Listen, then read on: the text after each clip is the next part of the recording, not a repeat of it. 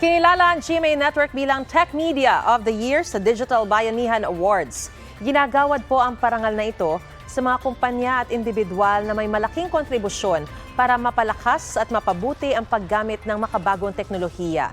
Sa kanyang talumpati bininggit ni GMA International First Vice President and Head of Operations Joseph Francia ang ilang pagsubok sa digital media gaya ng piracy.